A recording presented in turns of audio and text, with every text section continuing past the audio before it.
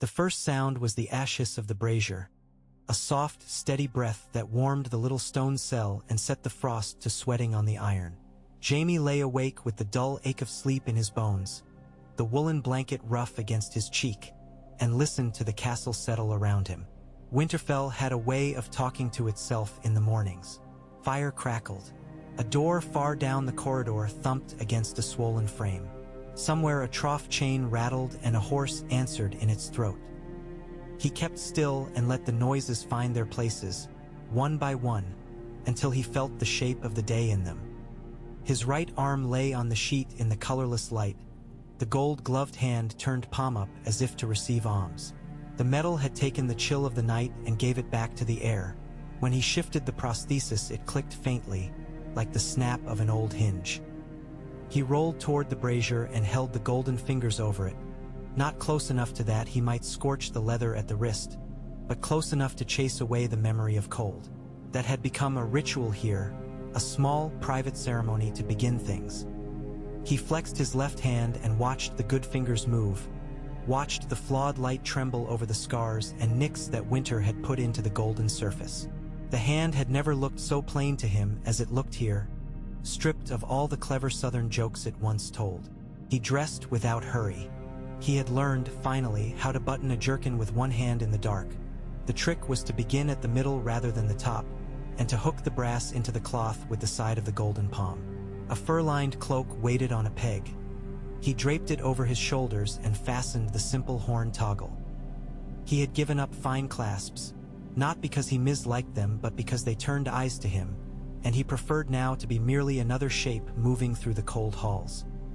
When he opened his door, steam breathed down the corridor from the kitchens and turned to ghosts in the draft. He walked toward it, letting the smell of barley and boiled bones lead him. The walls here were thick as quarried hillsides, the stones old enough to remember when men had carved them with bone and stubbornness. Frost feathered the seams and the iron sconces sweated.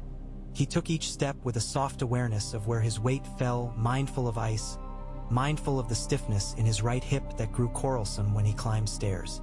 The kitchens were already riotous. Girls with reddened hands cut roots into slanting coins. A big pot sang. Grease hissed under a pan. A boy, no more than 8, stood on a stool and stirred a stew with a paddle longer than his arm while watched by a woman with a rolling pin who had probably never in her life rolled dough with both hands empty of authority. Jaime took a slice of yesterday's bread from a basket and held it toward the hearth until it toasted and the smoke sang at the crust. He chewed in the corner and watched the morning go by him, the porter's lad standing knees out and sleepy, waiting for a trencher, a raven keeper with straw in her hair talking earnest nonsense to a sack of grain, the dog that never begged but always sat at the same angle to the fire, the look that passed in a blink between two girls when a certain bearded carter came in for porridge. A castle had a heart, he thought, and a pulse that no lord or battle could truly change. Sir Jaime. He turned, and the woman with the rolling pin nodded toward a bowl. Hot. Before you go out and forget to eat. That was very nearly an order. You Southrons forget to put on gloves and think you can eat the cold instead. She ladled him a bowl, heavy with carrot and shred of deer meat. My Asha says you go to the yard every morning. Your Asha would be watching the world from the stable roof, then. She would be. The woman's face softened in a way that didn't go with her knuckles. Eat. I'd not have the Lady of Winterfell blame my kitchen if you fall over like old milk. He thanked her and obeyed. The stew was simple and honest and warmer than he had imagined warmth could be here. Steam wetted his lashes. He set the golden hand to the side of the bowl and kept his left fingers curled tight around it, as if the heat might leak through skin into bone. The boy on the stool watched him with that intense stare children reserve for monsters and heroes. Jaime lifted the gold hand a fraction and waggled the fingers at him, slow, as if the glove were deciding for itself. The boy went very wide in the eyes and then grinned and clamped his teeth on his own lower lip. A good start to a day. In the yard, the air cut clean as silver. The snow there was soft-footed from so many boots and frozen again to a hardness that rang. The sky wore that northern color that was not quite blue, not quite white, like scraped slate. He went to the rack and took up the practice sword that Brienne had made for him. heavier than a lord's dueling blade, weighted in the hilt to challenge the left arm.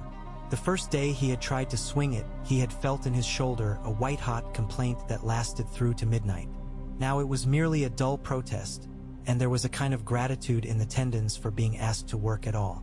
He began with slow cuts. Shoulder, elbow, wrist, the three joints that wanted to move each did their share.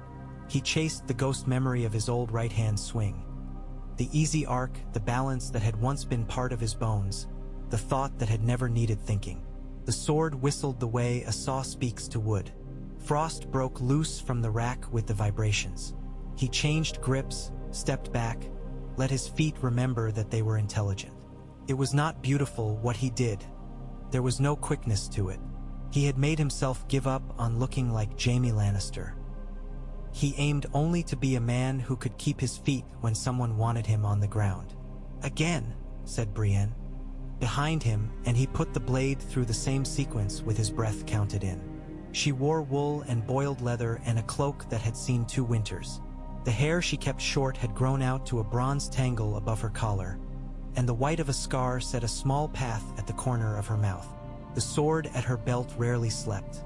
She studied his stance as if he were a map, as if she might, with enough patience, find a path through and out of him. He lowered the practiced sword, and she stepped close to adjust his elbow with 2 fingers, gentle as if he might take harm from being handled. She always did that. He felt himself stand the right way because she asked him to, and not because he'd thought of it. She said, "You are not turning the hip. I defy your eyes to see through fur. I see your feet. Turn." He shifted, and the sword moved with him as smoothly as if it knew where it belonged. He glanced at her, and she did not give him the satisfaction of a smile, only a solemn nod at the correctness of physics. He worked himself until his left shoulder sang and his back bit with sweat. The cold took it as soon as it surfaced. When he dropped the sword point, Brienne walked him without words to a water, but already wearing a rim of ice, and broke it for him with her knuckles. "You're early," he said, dipping water with a gourd. "I slept poorly," she said. That was a southern way of putting it. In the north, people said, "The wind was loud," and everyone knew what that meant. "There is a council after midday. Sansa wants you there. She trusts me to stay awake at a council. It's a new day. You'll keep your tongue, because it is not a Lannister council." At that, Brienne's mouth did twist. "She knows what you've done the last weeks, even if some refuse to see it." He thought of the last weeks, of the outer gate with its smashed beam and the warlike notch where the hinge had splintered, of the way men scowled at a Lannister on the wall until he quietly corrected the angle of a brace and the thing stopped listing like a drunkard. He thought of the charred corridor where they had burned the last of the dead, and how he had stood there so that men coming in and out had to walk around him, had to see him present like any other man of flesh, not a ghost, not a story that had burned half the world. "I am not here to be seen," he said. "I am here because I said I would be." That is the same thing to some people. This he ignored with practice. "What does the council want?" "Rations." "Rations," said Brienne. "And the quarrel in the brewhouse lane." "The brewhouse lane, ah yes. Love, ale, and an antler horn. There was blood. There usually is." They left the yard by the postern that came out near the smithy, where the forges exhaled and the black dog slept with its chin on its paws. Smoke went up like a skein of unspooling wool. A wheelbarrow of broken axe heads leaned against a wall. Men in green wool passed with bundles of willow switches for baskets. A boy carried a bundle of mended nets like a gray waterfall over his shoulder. A girl stepped very carefully through snow with a lap full of candles nestled in tallow sheaves. None of them spoke to him, but they did not look away either. He had come to understand that the way to be allowed to stay in the north was not to ask too quickly to be liked. The gods would wait it in its quiet as it always did. The snow there untrampled because men did not walk where gods might be watching unless they had a thing to say. Jaime stood outside the pale bark's shade and watched the weirwood leaves flick, red like the welling from a cut. Brienne stood with him, and neither of them made the mistake of trying to speak an intention into an old tree. The gods chose their own voices. After a time, Brienne's breath settled into the rhythm of winter, and he felt the last of the morning's work sink into his bones. When the horn sounded, low and round, it was for the council. They crossed into the main keep together, past a banner that had been mended twice with wool that was not quite the same blue, into the great hall that had been scoured of ash and replaced with fresh rushes that smelled like a river. Sansa sat at the high table not as a queen feels her crown, but like a woman who had taken a room and put her chair in the right place for seeing everyone at once. Her hair was braided not to be admired, but in the old northern way of purpose. She had ink on her thumb. Davos stood at her right hand with a ledger, and Maester Wolkan fussed with a pouch of wax tablets, and the Lady Alysanne Mormont leaned one elbow on the table like a woman who could fell a pine and not spill her drink, and a gangly man from the rills with a lip scar that made him look perpetually about to smile but unable to decide whether he ought. Jaime nodded to them all and took a place along the side, not so far that he could avoid being asked a thing, not so near as to make a claim that would invite theater. His cloak shed a few flakes of snow on the rushes and then remembered itself. Sansa lifted her gaze to him, not polite, not unfriendly, only steady. She looked back at Davos and said, "Tell it." Davos turned the ledger to show the room, though the numbers there were mostly against the edge of the world. "Barley, 8 stacked bins in the north cellar," he said. "Oats, 6 and 2.5 if you count the stock I do not wish to count, because it is mostly oat dust and hope. Salt meat for 9 weeks if we water the stew until it sighs. We have enough onions to sour a field. We have half of what we had 3 days ago in fish because the ice near the weir has shifted and rather wants to drown men. We must ask the free folk to sell us dried meat if we can gather coin or some clever thing that might serve. The Ironborn at the stony coast keep what they catch. The Manderleys have sent word that the mouths of the White Knife are open, but their nets bring up more filthy and fish from the last storm. There will be no starving," Sansa said in a voice that was a proposition and a threat in the same cloth. "We will make trade. We will bargain not as beggars but as neighbors. We have ironwork to trade and wool to card for those who cannot weave. We have men who can teach how to set a brace in a roof so it does not fall under snow, and we will sell that knowledge like linen. But first we have to stop the fights in the lane. I am not feeding men who break one another's heads because they cannot tell a wedding song from a war cry." "Brew house," said Alysanne, her mouth flat. Rafe, the brewer's second, laid rough hands on a girl who laughed at him. 2 wildlings saw it and took him to the ground. Rafe's half-brother fetched his antler horn and caught one of them across the ear. The other wildling put him in the snow. Now the brewer's people say they were attacked. The free folk say they saved a girl. Rafe's mother says she wants silver or blood. "I've spoken to the girl," said Wolkan, and it was like the old man could draw himself small enough to fit in the pause. "She says she was not harmed." "Was she frightened?" Sansa asked. "Yes." "Then she was harmed." No one argued. Jaime felt the quiet in his own tongue and judged the weight of it. Brienne said, "I went down with a half-dozen guards. Yon, the wildling who did the throwing, would have knocked me down if I had not been ready. He was wild with wanting to not be taken like prey. He seated himself when I told him what I knew of him." "What do we know?" Sansa asked. "That he dragged 2 children out of a shed on the night the dead came to the village," Brienne said, as if she were describing the weight of a stone. "He had a cut like a split fish across his ribs and still carried both of them half a mile to the line. He refuses to sleep indoors because rooms make him think of traps. He is Boutrue at 80 paces. He does not drink more than 1 cup. He says he will not pay silver to a man whose hands he prevented from being cruel." Sansa's fingers drifted to her ink-stained thumb. "And Rafe," said Davos, "has a temper that burns as short as good kindling, but he's never been known to force. The girl is sharp. She would prick a man if he stepped without asking." "Sharp is a word men use for girls with teeth," Sansa said, and her voice was too soft for any of them to make the mistake of smiling. "We will make this into a lesson instead of a wound," said Jaime. He had felt her eyes on him before the name. "My lady, you have something no one else in this room does." "My golden hand?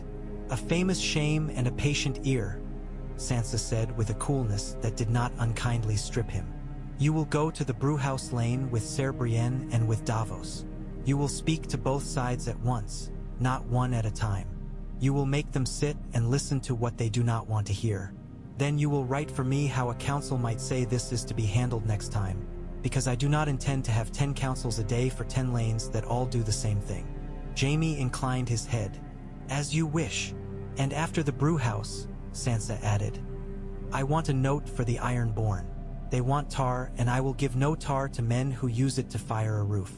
But if they will help break the ice on our river, I believe your brother has in him some useful words to send with it." "He will," Jaime said, and it surprised him how certain he sounded. Davos lifted a brow, and Jaime answered the unasked question with a small tilt of his head. He would write Tyrion later. He hadn't meant to, but he would.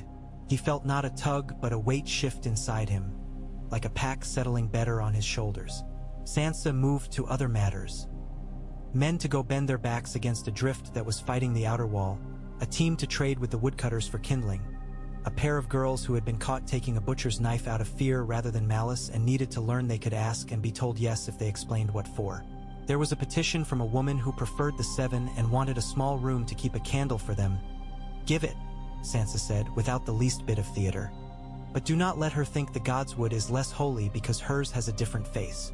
There was the question of a boy from the swamps who had learned to call ducks to himself by talking to them in a voice that no one else could hear and had become a nuisance at the river.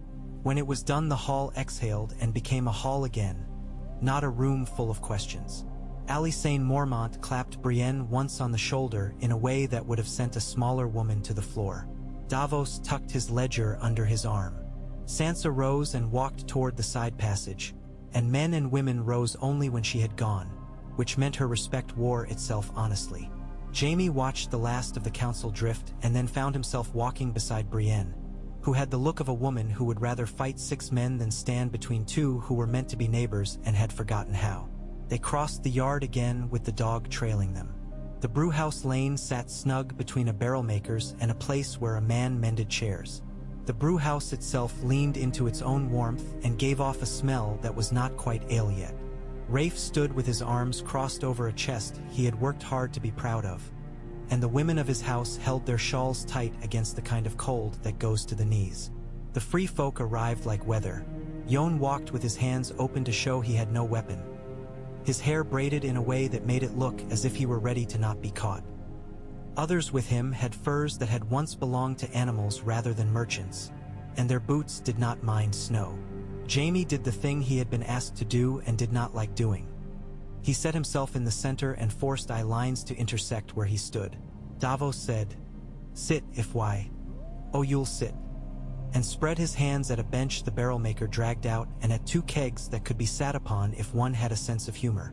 No one wished to laugh. Brienne took a place where both men could see her.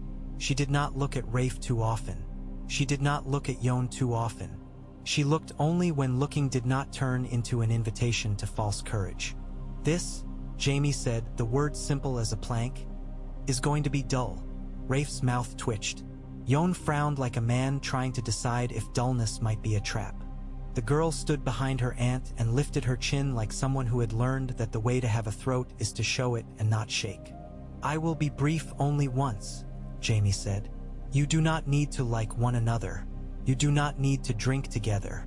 You do not need to share songs. You need to not make work for us that keeps us from putting roofs on that will not fall. You will listen while I tell you what I know. Then you will say one thing each. Then you will ask for one thing each. If you say more than one thing, I will make you listen to me again, and all of us will lose the use of our afternoon." "You speak like a father," said Jon, uncertain of whether to be amused. "I speak like a man who has had to listen to too many men with antlers," Jaime said mildly, and that got Rafe to look at his brother and then put the horn behind his back like a child. "Rafe, you put your hands where they had not been asked to go." "I did not." "You did not tear," Jaime said. "And you did not steal, and you did not drink yourself into thinking that a no was a yes. But you put your hand where it had not been asked to go. You will pay for that with a thing that costs you. Not silver, labor. 3 days on the fish racks at the river in the wind, with your arms stretched out to turn the catch. If you cannot hold them because of your pain, We will tie them open, and you will ask yourself the next time whether a woman's laughter is a good trade for what this feels like." Rafe flushed dull and then paled. His mother began to open her mouth and then shut it when Davos tilted his head her way. "Yon," Jaime said. "You put a man in the snow hard enough that he bit his tongue and he will not sing for 2 days. He was going to do a thing you did not want to see. You could have stopped him without spilling him. You did not. He had an antler in his hand. The antler," Jaime said, "comes to this bench." He held out his golden hand as if he meant it to serve, and Rafe's brother reluctantly put the horn down upon the fingerless metal and then withdrew his fingers as if burned. The metal shone like an accusation. "Yon," Jaime said, "you owe the brewer's second something that is not silver. You owe his mother 2 half-days at the brewhouse lifting what she cannot lift. If she says you are rude, Brienne will come listen, and if she says you are lazy, Brienne will come watch." "I am neither," Yon retorted. "Good," Brienne said. "Then I will not need to come." The 2 men sat like posts. The girl behind her aunt looked from one to the other, her disappointment a little too old for her face. "And you," Jaime said gently to her, "will come to the yard this afternoon and let Ser Brienne teach you how to catch a wrist before the hand it belongs to arrives. Sharp is good. Sharp is a gift. You must learn where to set it." The girl looked at Brienne with an expression like the first time a child sees a ship go against the wind. She nodded. He could have smiled for that and did not. He asked them each to say one thing and they did, like men stepping across a stream on stones, careful where they put their weight. It was nothing that would be sung. It did not make the world better, but it did keep something from spoiling. He had learned that peace was not a dove but a muscle. It had to be asked to work, and if you did not use it, it turned to something you could no longer find. When they rose, Davos gave Rafe's mother a look that made a face which could be flint soften into something like understanding. Yon stood and put his hands behind his back and tipped his chin, a gesture of respect from a man whose idea of courtesy had mostly been not putting an arrow where it did not belong. Brienne spoke quiet to the girl and showed her, there in the snow with mittens on, how to turn a wrist and how to step into the space a man thinks belongs to him. The girl smiled once and then remembered herself and tucked it away.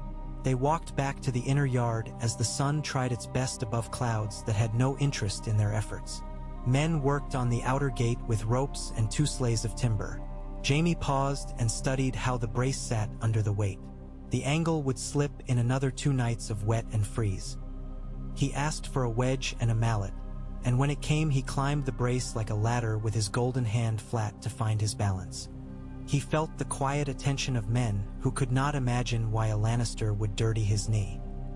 He banged the wedge in until the brace sang and settled, and a man swore at the pleasant surprise of not dying today. Jaime climbed down and did not look at anyone's eyes. The wedge would look good and be forgotten. The forgotten things carried castles. He ate his afternoon bread in the gallery above the yard, where the wind made the ragged edge of a banner move like an old man's mouth. He took a charcoal stick from his jerkin and wrote on a scrap of beaten vellum Sansa's message to the Ironborn. He kept his letters clean and rectangular and resisted the habit of flourishes that had once been his. Men read better when the writer did not think of his hand as art. He wrote of tar and of ice on the river and of men with lines tied to their waists.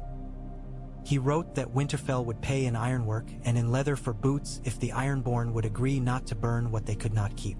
He wrote at the end, as if it were nothing, "Greetings from a man you have Act who asks for your help."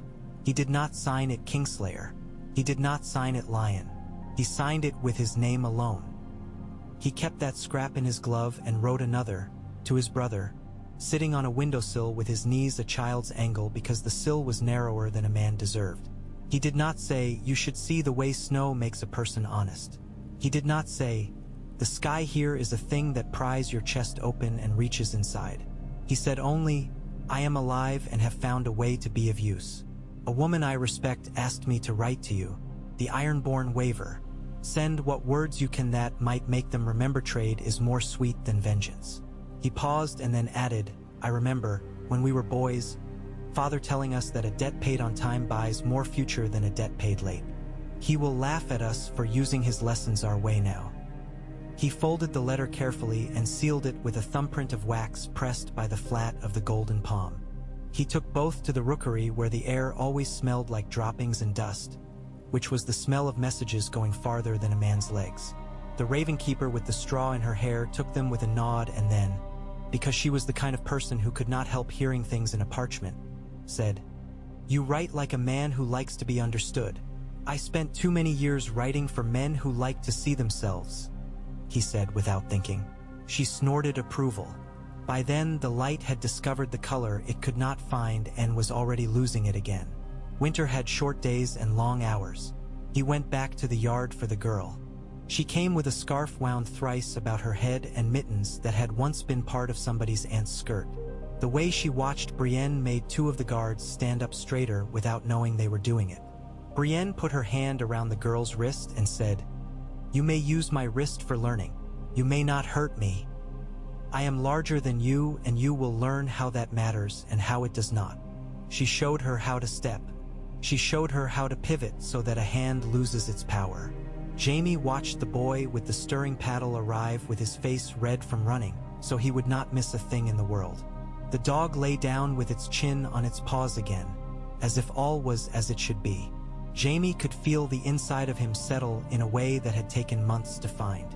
He had come with a hunger and a fear and the sort of shame that keeps a man moving so that it does not catch up to him. He had sat beside Brienne when a child died of an infection no sword could have slain.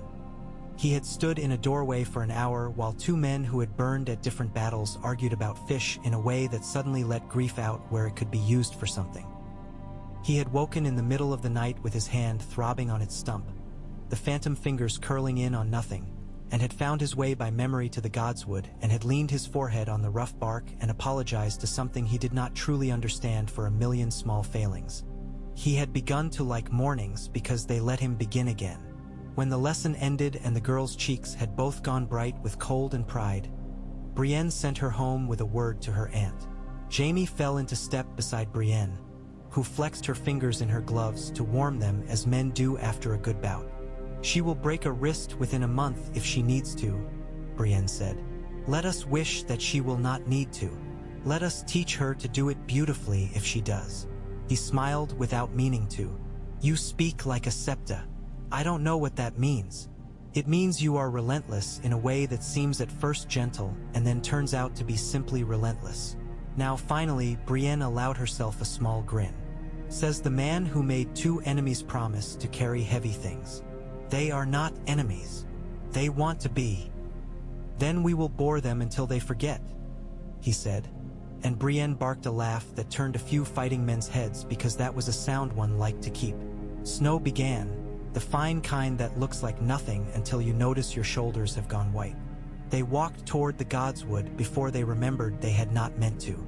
The path there cut between two low walls deeply asleep under their quilts of snow. Jaime took off his glove and set the golden fingers briefly against the top of the nearest stone and felt the edge. It was foolish and satisfied something that needed foolishness.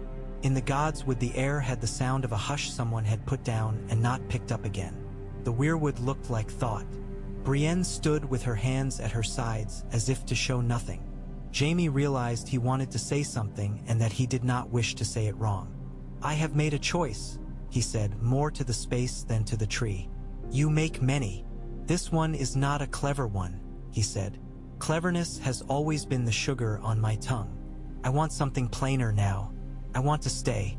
After the dead and the day that was, I want to stay here and make myself into a useful tool that somebody might reach for without looking." Brienne was watching him without appearing to. "You want to be a hammer in the corner rather than the jeweled dagger in the Lord's belt.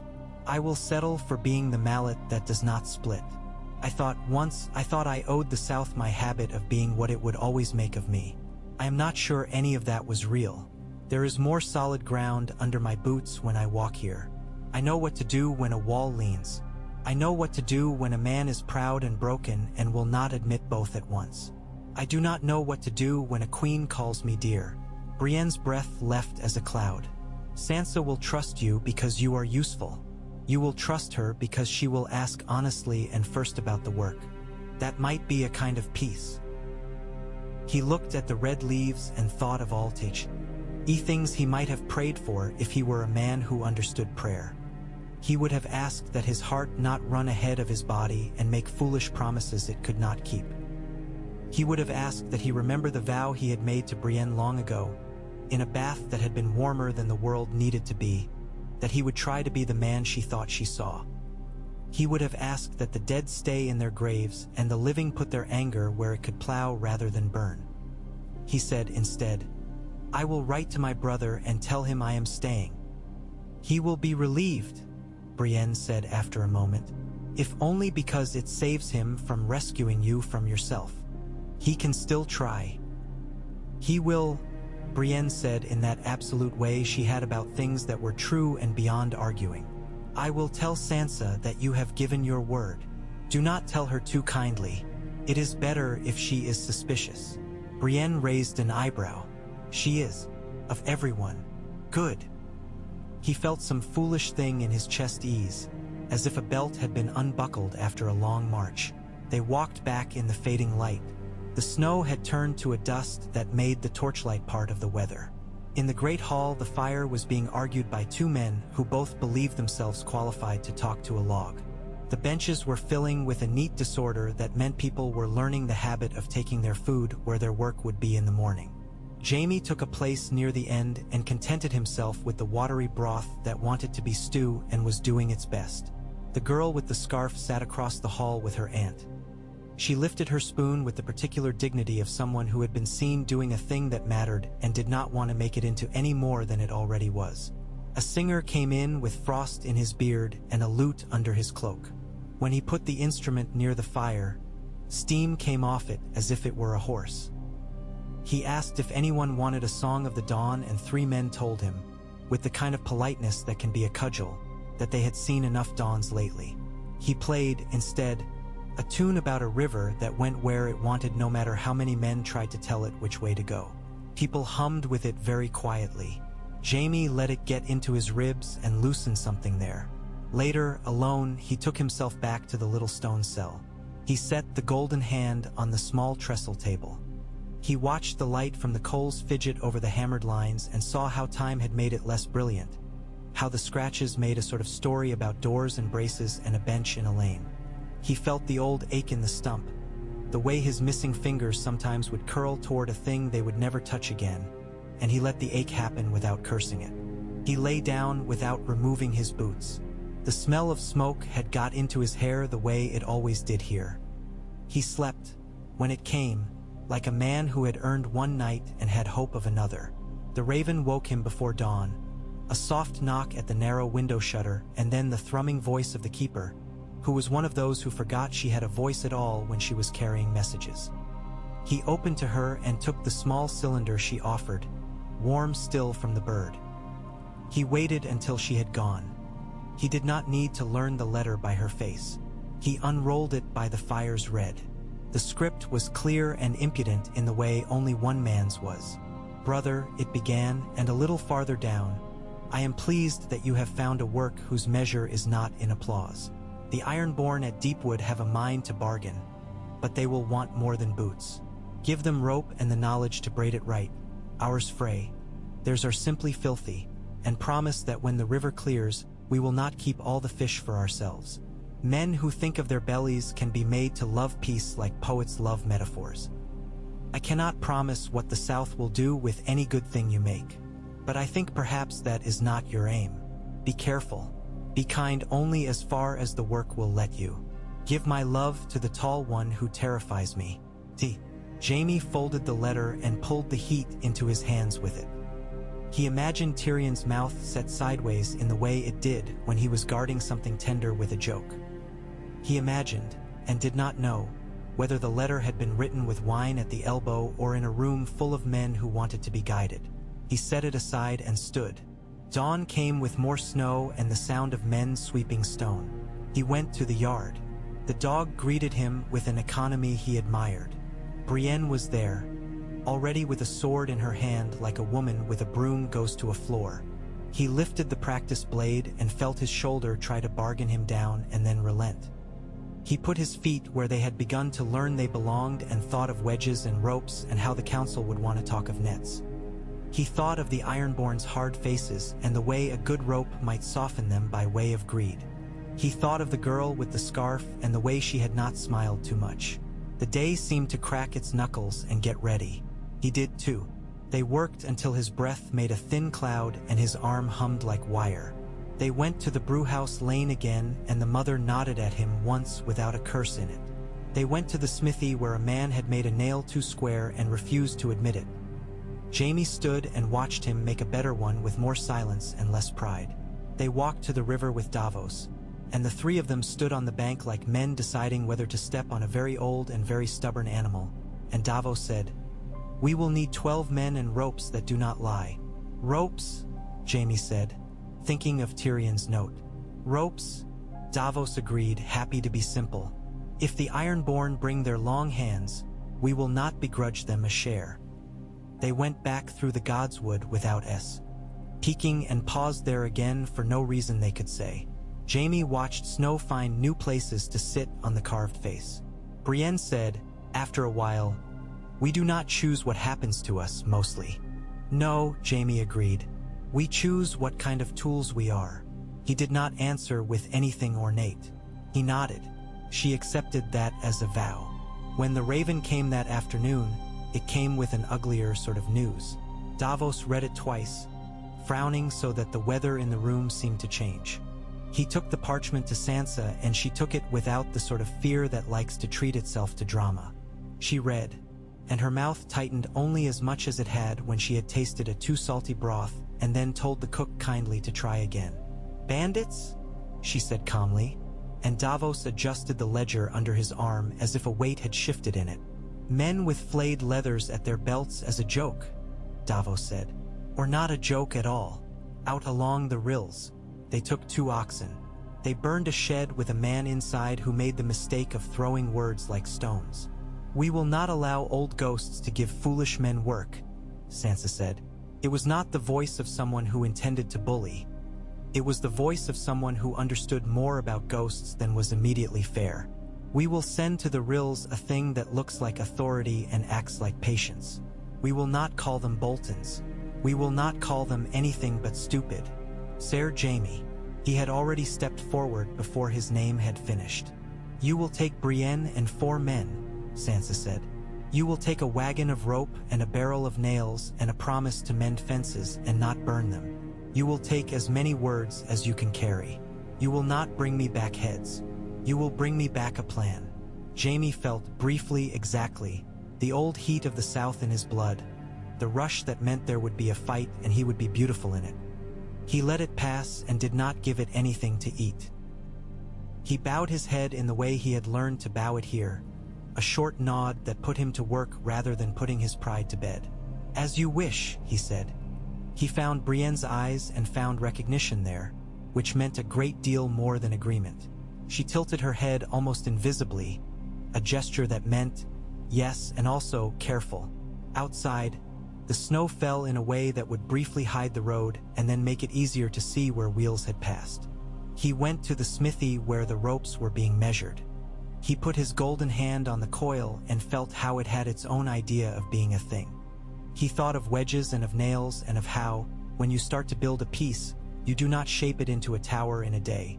You run your fingers over the grain and plan where to set the first joint. In the yard, men were gathering. The dog, uninterested in bandits, had found a warm place to lie. The girl with the scarf walked with her aunt, both moving at the speed of a promise that had to be kept. The wind took up one corner of a banner and made it slap once, hard. Jaime looked once at the Godswood where the red leaves did not care about men's errands, then at Brienne, then at the open gate.